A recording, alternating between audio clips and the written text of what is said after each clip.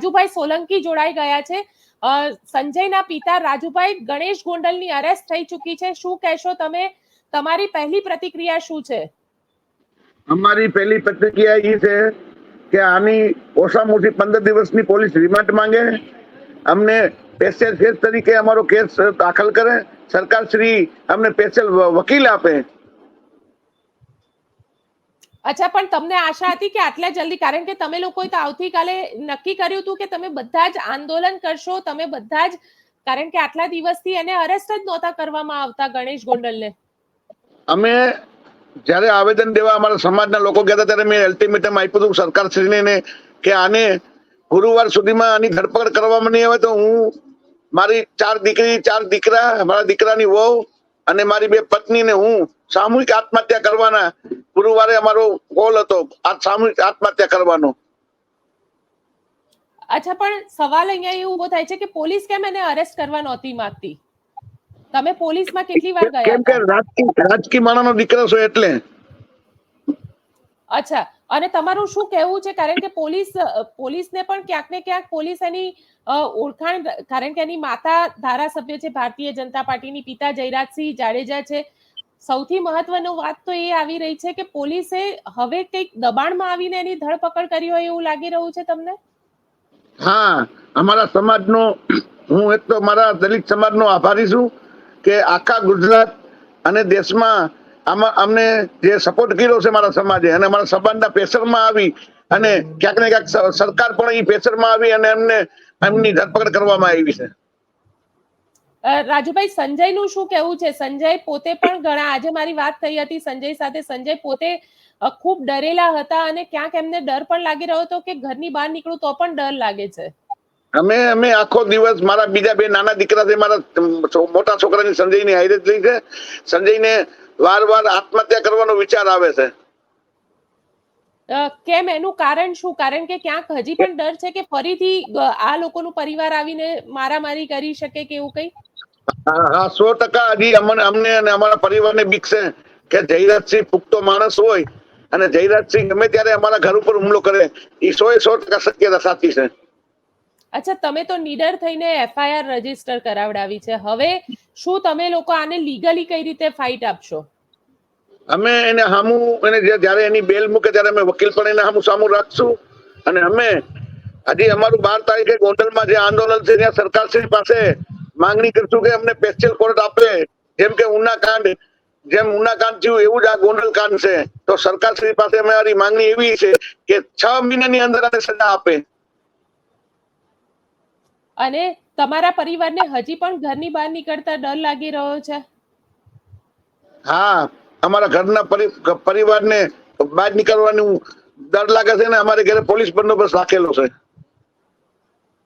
અચ્છા, પોલીસ શું કહે છે? પોલીસે તમને બોલાવ્યા, તમને ખ્યાલ હતો કે આજે ગણેશ ગોંડલની અરેસ્ટ થઈ જશે કે એવું કઈ? નહીં, મને ઉપર ગોંડલ થી એક મારા મિત્રનો ફોન આવેલો કે ગણેશ ગોંડલ તો પોલીસ પકડી નથી લેવા, એને હાજર કરવામાં આવ્યો છે અને સ્પેશિયલ એની જે 4 વ્હીલ છે ફોર્ચ્યુનરમાં બેસીને આવ્યો છે પોલીસની ગાડીમાં. આમ તમે જો તો સામાન્ય ગુનેગારને હોય, કોઈ સામાન્ય માણસ ગુનો કરે તો એને પોલીસની ગાડીમાં બેસાડી નીચે બેસાડીને લેવા છે, અને ગણેશ ગોંડલને સ્પેશિયલ એની ગાડીમાં ફોર્ચ્યુનરમાં બેસાડીને લેવામાં આવ્યો છે. બિલકુલ, સ્પેશિયલ ગાડીમાં, બ્લેક કલરની ફોર્ચ્યુનરમાં બેસાડીને લાવવામાં આવ્યો છે. એ ગાડીના દ્રશ્ય પણ બતાડીશ હું. મારા સાથે જે દર્શક મિત્રો જોડાયેલા છે તે લોકોને આ દ્રશ્ય બતાવવાનો પ્રયત્ન કરીશ, કારણ કે આ ગાડી છે ફોર્ચ્યુનર ગાડી જેમાં ગણેશ ગોંડલને લાવવામાં આવ્યો છે. આપ જોઈ શકો છો આ ગાડીના દ્રશ્ય છે જે વખતે જુનાગઢ LCB માં તેને હાજર કરવામાં આવ્યો. અને અહીંયા આગળ હવે રાજુભાઈ, આપનું શું માનવું છે? એને સરેન્ડર કર્યું છે કે પછી ખરેખર પોલીસ એને પકડી શકી છે? નહીં, એને સરેન્ડર કર્યું છે. જો આ ગાડીમાં, આ જે ફોર્ચ્યુનર છે એમાં જ ગણેશ બેઠો છે. જો પોલીસ નથી એમની સાથે, સ્પેશિયલ ગાડી જો આગળ એની પાછળ પોલીસની ગાડી છે. બાકી આમ બીજા સામાન્ય વ્યક્તિ હોય તો પોલીસ એની ગાડીમાં બેહાડીને લઈ આવે છે.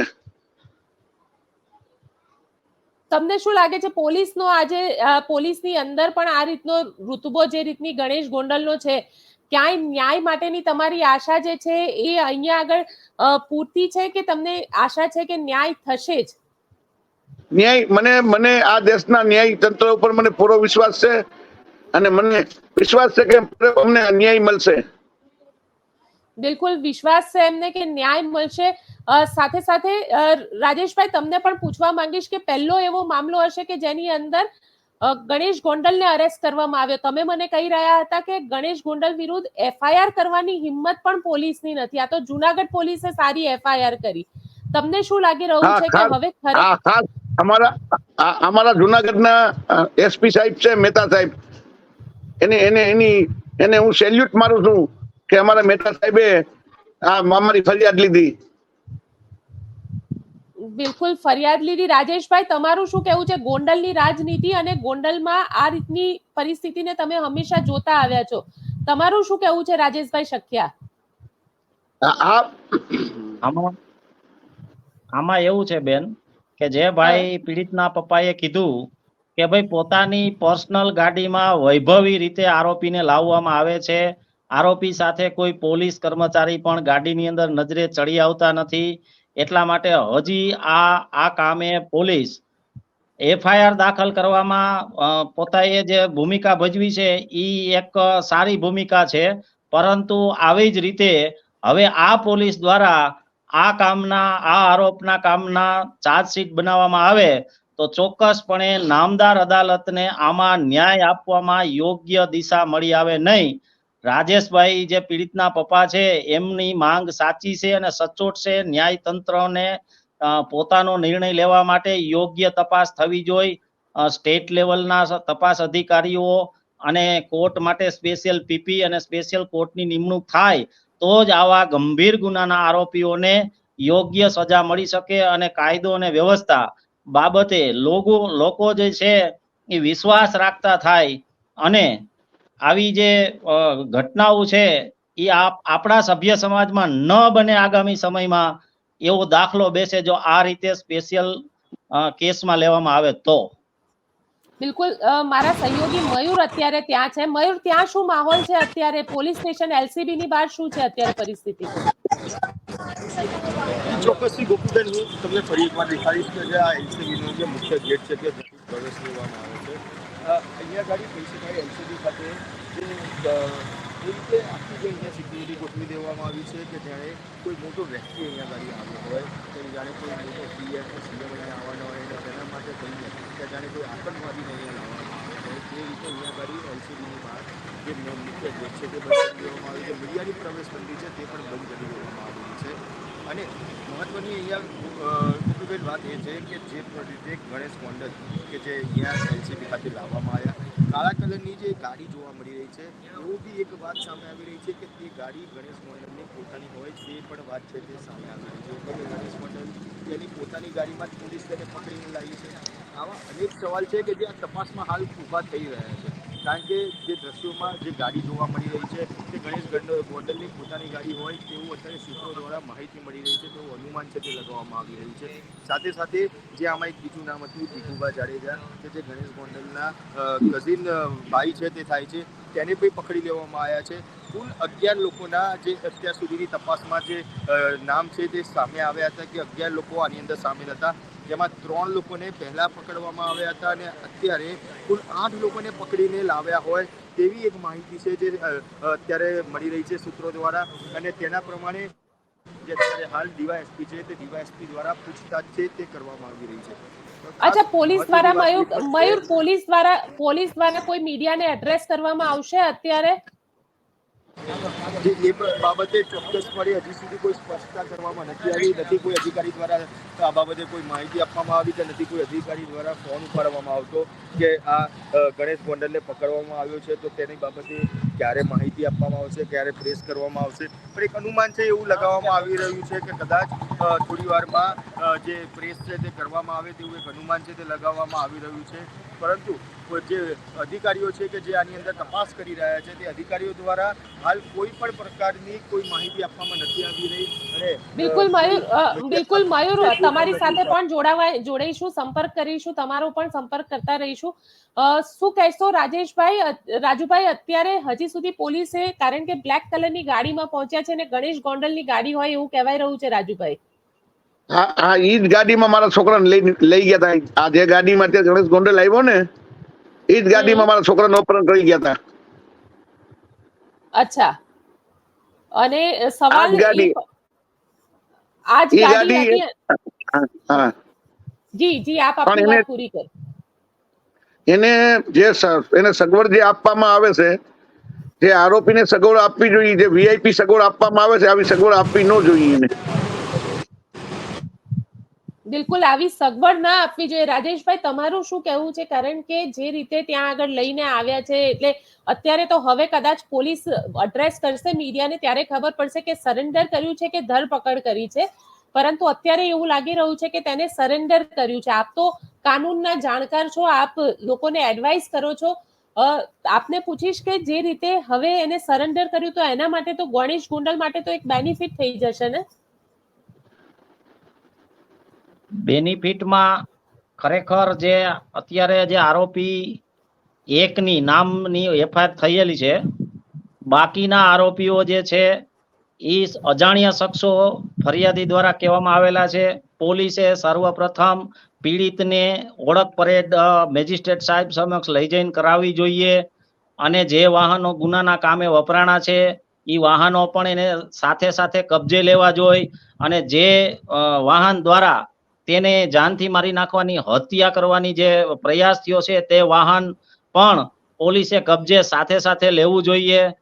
આવા બધા કામો જો પોલીસ ઝીણવટ ભર્યા સમય મર્યાદામાં ન કરે તો સ્પષ્ટપણે આરોપી તરફે પોલીસ કામગીરી કરતી હોય તેવું જણાય આવે આવા સમયે.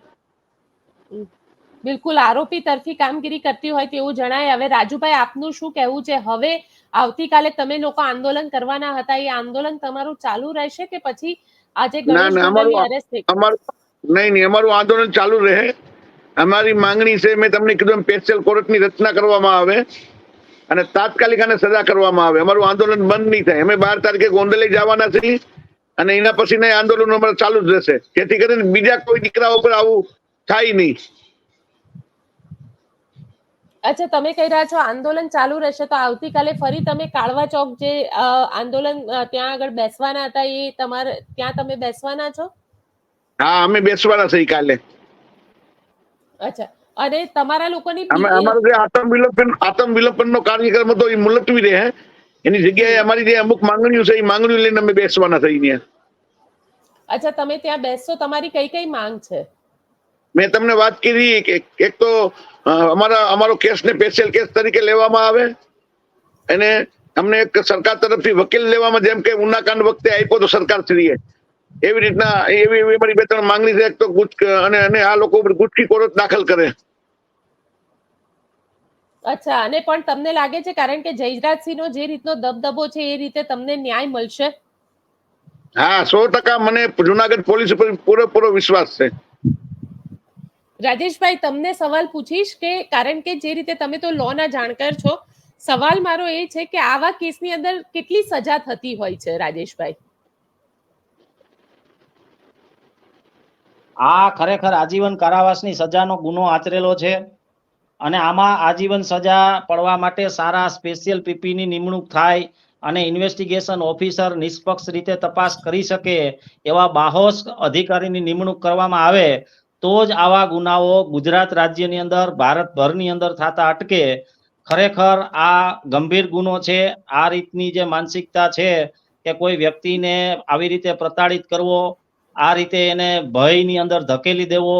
હમણાં ભાઈ પીડિતના ફાધરે કીધું કે મારો છોકરો આત્મહત્યા કરવાનું વિચાર લઈ આવે છે, એટલા માટે કે એનો જે બીભત્સ વિડીયો ઉતારવામાં આવેલો છે ઈ એની આપવીતી ઈ પોતે જાણતો હોય, એટલા માટે એને આવા વિચારો આવતા હોય ને આવી દહેશત એની અંદર ફેલાઈ ગઈ હોય. ખરેખર આવી દહેશત કોઈ વ્યક્તિ સાંભળે તો એને પણ પોતાના શરીરના રૂવાડા ઉપટી જતા હોય છે. પરંતુ જો આવા કામની અંદર તપાસ અધિકારી અને કોર્ટ ટ્રાયલ યોગ્ય રીતે ન ચાલી શકે તો આ સભ્ય સમાજમાંથી આવા ગંભીર ગુના થતા કોઈ દિવસ અટકે નહીં.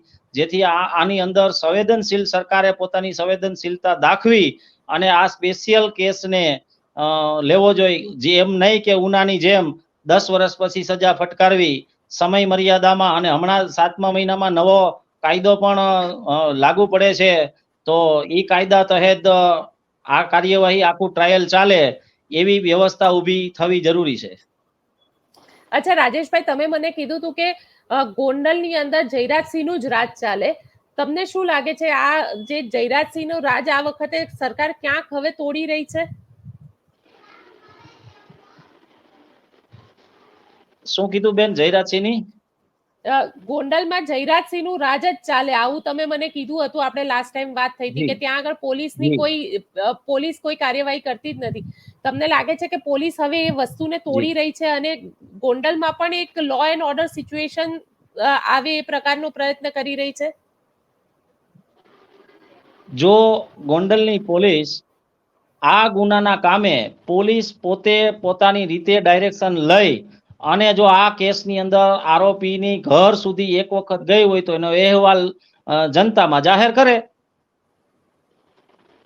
કે ભાઈ તમારા છોકરાએ આવો ગંભીર ગુનો આચર્યો છે, તમારા છોકરાને રજૂ કરી દો, અમારી જુનાગઢ પોલીસ એને શોધી રહી છે. એવું એક વખત જો ગોંડલ પોલીસે A ડિવિઝન B ડિવિઝન એકેય અધિકારીએ DYSP પણ છે અમારે, ઈ પણ જઈને એવું કીધું હોય તો અહેવાલ રજૂ કરે જનતામાં કે આ તારીખે આ વારે આ સમયે અમે ત્યાં ગયા હતા એને ઘરે અને એને કીધું કે ભાઈ તમારા દીકરાને હાજર કરી દો, આ સામાજિક આંદોલન થાય અને ખોટો લોકોના હિંસા થાય, પોતાની આત્મને જલાવે એવા પ્રયાસો થાય એની પહેલા તમે આ રજૂ કરી દો. તમારે વહેલા મોડા આ કેસમાં તમારે આરોપી તરીકે જે લોકો છે એને રજૂ કરવાના જ છે.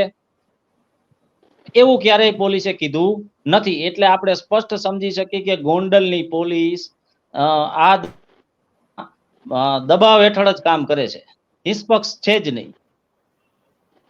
પોલીસ દબાવ હેઠળ કામ કરે છે. રાજુભાઈ, તમને એવું લાગે છે કે પોલીસ ઉપર કોઈ દબાણ છે? હા, ગોંડલની પોલીસ ઉપર તો દેખાય છે કે ગોંડલમાં રાજેશભાઈ આપણે 2 મિનિટ. રાજુભાઈ આપનું શું કેવું છે? રાજુભાઈ સોલંકી. હા, 100% ગોંડલની પોલીસ મારી આ બનાવ બન્યા પછી જયારે મારી FIR દાખલ થઈ ત્યારે મને ગોંડલ તાલુકાના કેટલાય ગામમાંથી ફોન આવ્યા કે અમને અહીંયા ઘેરે આવીને મારી બેનને મારી, મારી માને મારી, આખા ઘરને અમને માર્યા છે, અમારી પોલીસે ફરિયાદ નથી લીધી. એટલે 100% ક્યાંક ને ક્યાંક ગોંડલની પોલીસની નબળાઈ તો છે. અચ્છા, ગોંડલ પોલીસની નબળાઈ છે, પરંતુ સવાલ એ પણ છે ને કે જુનાગઢ પોલીસે કેસ લીધો. હવે જુનાગઢ પોલીસ પાસે તમને આશા છે? હા, જુનાગઢ પોલીસ પાસે 100% આશા છે. અને ખાસ કરીને સરકાર જયારે એમ કહે છે કે ગતિશીલ ગુજરાત, તો ગતિશીલ ગુજરાત હોય તો ગતિથી જ આ કેસ પૂરો થવો જોઈએ વહેલો. બિલકુલ, ગતિથી આ કેસ વહેલો પૂરો થવો જોઈએ. રાજેશભાઈ પણ ફરી જોડાઈ ગયા છે. રાજેશભાઈ, તમારું શું કહેવું છે? કારણ કે રાજુભાઈ પાસે એવા ઘણા બધા લોકો આવ્યા હતા જે લોકોએ એવું કીધું હતું કે અમારી બા દીકરી બેનને મારી છે, પરંતુ ગોંડલ પોલીસે કેસ નથી લીધો. આવા કેસ તમારી પાસે આવ્યા હતા? રાજેશભાઈ, રાજુભાઈ સોલંકી કહી રહ્યા છે કે ઘણા બધા લોકો એમની પાસે આવ્યા હતા, કેસ એમને રજીસ્ટર કરાવ્યો પછી કે અમારી માં બેન બેટી ને માર્યા છે, પરંતુ ગોંડલ પોલીસ કેસ નહોતી લેતી. ગણેશ, એવા તો અસંખ્ય બેન, અસંખ્ય તમારી પાસે કયા પ્રકારના કેસ અસંખ્ય આવતા લોકો હતા આને લઈને? અમારી પાસે એવા પ્રકારના કેસો આવતા હોય છે કે ભાઈ અમે અમારી સાથે જે કઈ હિંસા થઈ, ભાજપના કે ગણેશના લોકો દ્વારા હિંસા થઈ એ સંદર્ભે અમે પોલીસ સ્ટેશને ગયા તો સામે પોલીસે ધમકાવી અને એને કાઢી મૂક્યા હોય અને એનો ગુનો પણ રજીસ્ટર ન કર્યો, એવા અસંખ્ય કેસો આવેલા છે. રાજેશભાઈ, તમારી પાસે પણ આ પ્રકારના કેસ? બિલકુલ. રાજુભાઈ, તમારી પાસે પણ આ પ્રકારના કેસીસ આવ્યા હતા? લોકો તમને મળવા આવતા હતા ત્યારે આવું કહેતા હતા? હા, 100% મને કીધું છે આવું. ત્યાં કોઈ પણ માણસ અરજી દેવા જાય તો અરજી કચરા પેટીમાં નાખી દે છે એના કર્મચારીઓ. અચ્છા, સાથે દવાખાનામાં એની સારવાર નથી થતી. ગોંડલ દવાખાનામાં એની સારવાર પણ નથી થતી, એની ફરિયાદ લેવામાં નથી આવતી, એની અરજી લઈને ટોપલામાં ફેંકી દેવામાં આવે છે. બિલકુલ, આપણી સાથે મયુર જોડાયેલો છે. મયુરને પણ એકવાર પૂછી લઈએ. મયુર, અત્યારે ત્યાં શું ચાલી રહ્યું છે? ચોક્કસથી ગોપીબેન, વાત કરીએ તો અત્યારે હાલ જે ગણેશ ગોંડલ ને તેની સાથે જે બીજા અન્ય 7 લોકોને લાવવામાં આવે જે વાત આવી રહી છે તે તમામ લોકોની DYSP દ્વારા પૂછપરછ છે જે શરૂ કરવામાં આવેલી છે.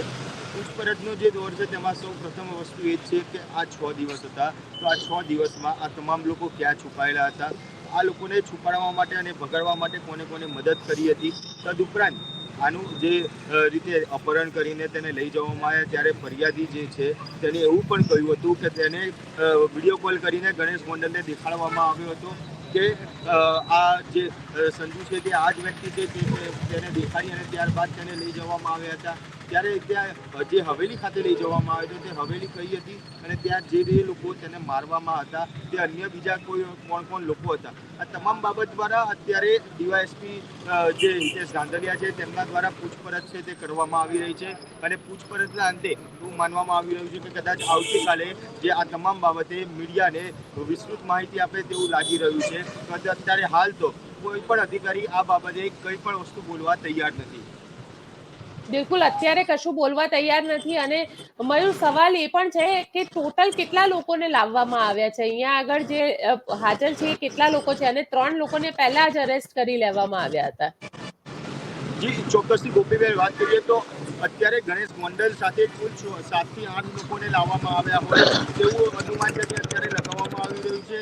કોઈ અધિકારી દ્વારા કે પોલીસ દ્વારા કોઈ ચોક્કસ માહિતી નથી આપવામાં આવી રહી, પરંતુ આમાં એવું અત્યાર સુધીમાં જે ફરિયાદ હતી તેમાં 11 લોકોના નામ ખુલ્યા હોય તેવી વાત છે જે કરવામાં આવી હતી. તેમાંથી 3 લોકોને પહેલા પકડી લેવામાં આવ્યા હતા અને અત્યારે હાલ ગણેશ ગોંડલ સાથે બીજા 7 થી 8 લોકો એમ કુલ 11 લોકોને આ કેસની અંદર પકડવામાં આવ્યા હોય તેવું અનુમાન છે તે લગાવવામાં આવી રહ્યું છે. અને અત્યારે હાલ જે 7 થી 8 લોકોને પકડીને ગણેશ ગોંડલ સાથે જે તમામ લોકોને જે લોકલ ક્રાઇમ પૂછતાછ રીતે કરવામાં આવી રહી છે. અને પૂછતાછમાં જે મહત્વની વાત છે કે જે એટ્રોસિટીની આજે જ્યારે ફરિયાદ કરવામાં આવી છે, અપહરણની ફરિયાદ છે, સાથે સાથે હત્યાની કોશિશ કરવાની ફરિયાદ છે, તે પણ આમાં જે કલમો છે તે નાખવામાં આવેલી છે. ત્યારે એ તમામ બાબતે જે ડીવાયએસપી છે તેમના દ્વારા પૂછતાછ છે તે શરૂ કરવામાં આવી છે.